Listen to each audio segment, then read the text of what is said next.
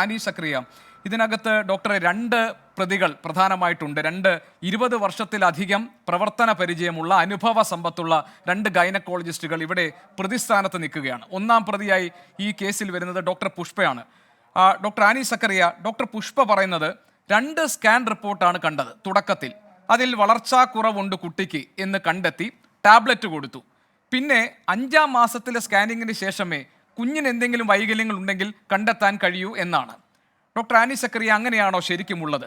പിന്നെ 7-ാം മാസത്തിൽ സ്കാനിങ് നടത്തി. അപ്പോൾ സുറുമിയോട് പറഞ്ഞത്, അതായത് മറ്റൊരു ഡോക്ടറായ ഡോക്ടർ ഷെർലി പറഞ്ഞത്, അവർ ഈ ഫ്ലൂയിഡ് ഉണ്ട്, അത് ചില കുഴപ്പങ്ങൾ ഉണ്ടാക്കാൻ സാധ്യതയുള്ള എന്നതുകൊണ്ട് ദേഹം അനങ്ങാതെ വിശ്രമിക്കണം എന്നത് മാത്രമാണ്. കുഞ്ഞിൻ്റെ വൈകല്യം ഈ 2 ഡോക്ടർമാർക്കും കണ്ടെത്താൻ പറ്റാതെ പോയത് എന്തുകൊണ്ടായിരിക്കാം ഡോക്ടർ? കുഞ്ഞിന്റെ വൈകല്യം നമ്മൾ മെയിൻലി അറിയുന്ന അൾട്രാസൗണ്ട് സ്കാനിൽ കൂടെ. നമ്മൾ ഒരാൾ പ്രഗ്നന്റ് ആയി കഴിഞ്ഞാൽ സീരിയൽ സ്കാനിങ്സ് ചെയ്യും.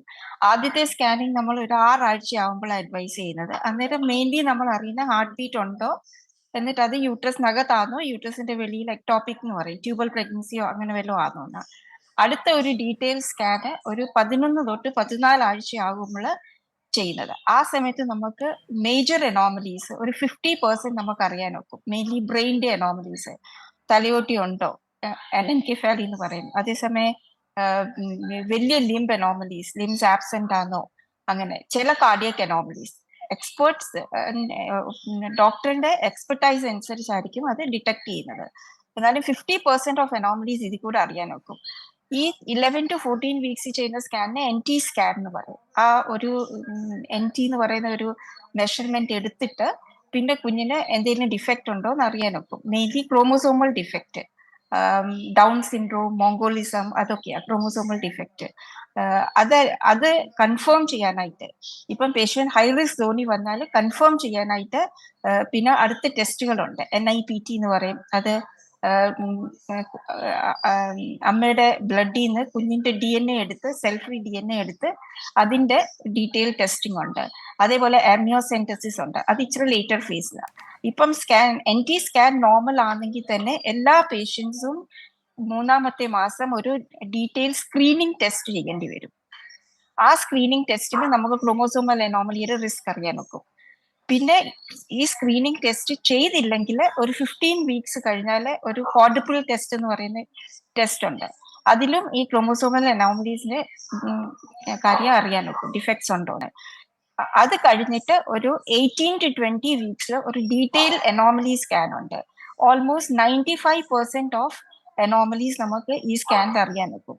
ബ്രെയിൻ്റെ അനോമലീസ്, ഹാർട്ടിന്റെ anomalies, limb defects, cleft lip എന്നൊക്കെ പറയും, ലിപ്പിലൊക്കെ ഡിഫക്റ്റ് ഉള്ളത്, ഇങ്ങനെ പല അനോമലീസ് ഓൾമോസ്റ്റ് 95% ഇത് നമുക്ക് ആ സമയത്ത് അറിയാൻ ഒക്കും. അത് കഴിഞ്ഞിട്ട് പിന്നെ ഡിഫക്റ്റ് എന്തെങ്കിലും ഉണ്ട്, അങ്ങനെ ആണെങ്കിൽ ഫീറ്റൽ എക്കോയോ, ഹാർട്ടിന്റെ ഡിഫക്റ്റ് ഉണ്ടെങ്കിൽ ഫീറ്റൽ എക്കോ ചെയ്യും. അല്ല വേറെ ഡിഫക്ട്സ് ഉണ്ടെങ്കിൽ ആംനിയോസെന്റസിസ് എന്ന് പറയുന്ന ഒരു ടെസ്റ്റ് ചെയ്ത് അനോമലീസ് എല്ലാം കൺഫേം ചെയ്യും. അങ്ങനെ സീരിയൽ എക്സാമിനേഷനിലെ ഒരാൾക്ക് പറയാൻ ഒക്കും. പേഷ്യന്റിനെ ഡയറക്റ്റ് കണ്ടോണ്ടോ. ഇത്രയും മനസ്സിലാക്കിയ ഭാഗത്ത് നിന്ന് ഞാൻ ചില സംശയങ്ങൾ ചോദിക്കട്ടെ.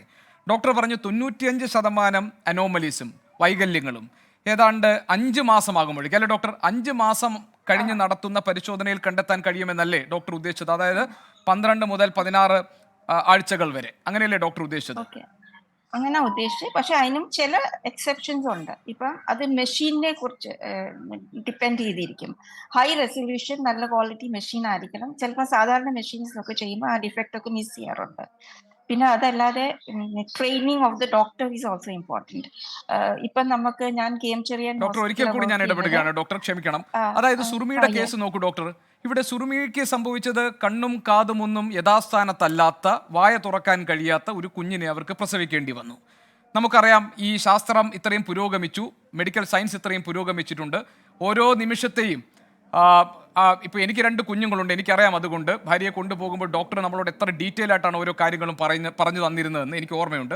അപ്പോൾ അതുകൊണ്ട് ഒരു വളരെ ചെറിയ മൈനർ ഡിഫക്റ്റ് വരെ ഡിറ്റക്ട് ചെയ്യാൻ പറ്റുന്ന തരത്തിലേക്ക് നമ്മുടെ സംവിധാനങ്ങളൊക്കെ മാറിയിട്ടുണ്ട്. അങ്ങനെയാണെങ്കിൽ ഡോക്ടർ, 5 മാസം കൊണ്ട് 95% ഡിഫക്റ്റും കണ്ടെത്താൻ കഴിയുന്ന ഒരു സംവിധാനം നമുക്കുണ്ടെങ്കിൽ 7-ാം മാസത്തിൽ നടത്തിയ ഈ പരിശോധനയിൽ പോലും അത് കണ്ടെത്താൻ കഴിഞ്ഞില്ല എന്ന് പറഞ്ഞാൽ ഡോക്ടർ ആരെയാണ് സംശയിക്കുക? ഈ ഗൈനക്കോളജിസ്റ്റിനെയാണോ അതോ ലാബുകാരെയാണോ? ഇത് പ്യൂർലി അൾട്രാസൗണ്ട് ഫൈൻഡിങ്. ഒരു ഗൈനക്കോളജിസ്റ്റിനെ ജസ്റ്റ് എക്സാമിൻ ചെയ്ത് നമുക്കത് പറയാൻ ഒക്കത്തില്ല ഉള്ളിലിരിക്കുന്ന ബേബിക്ക് എന്തൊക്കെ ഡിഫക്റ്റ് ആണ്. അപ്പൊ ഇത് ഒരു high resolution ultrasound in experts hands. And അതല്ലാതെ തന്നെ പേഷ്യന്റെ കുറച്ച് ചിലപ്പം വയറിന്റെ തിക്നെസ്, പിന്നെ ബേബിയുടെ പൊസിഷൻ ഇമ്പോർട്ടന്റ്. സ്കാൻ ചെയ്യുമ്പോൾ ചിലപ്പോൾ ബേബിയുടെ പൊസിഷൻ അത്ര ഫേവറബിൾ അല്ലായിരിക്കും ഫേസ് ഒക്കെ കാണാൻ. അങ്ങനെ ആകുമ്പോൾ പല തവണ 3-4 തവണ വിളിപ്പിച്ച് റിപ്പീറ്റ് ചെയ്യിക്കേണ്ടി വരുന്നുണ്ട്. അങ്ങനെ ഒത്തിരി ഒരു ഒരു ഡിഫക്റ്റ് ചിലപ്പോൾ മിസ്സായാലും ചാൻസസ് ഉണ്ട്. അത് അല്ല ഡോക്ടർ, ഇത്രയും ചിലപ്പോ മേജർ ഡിഫക്റ്റ്, ഇത്രയും മേജർ ഇഷ്യൂസ് അങ്ങനെ മിസ്സാകുമോ ഡോക്ടർ? അതിന്റെ എന്തെങ്കിലും ഒരു മേജർ ക്ലൂ?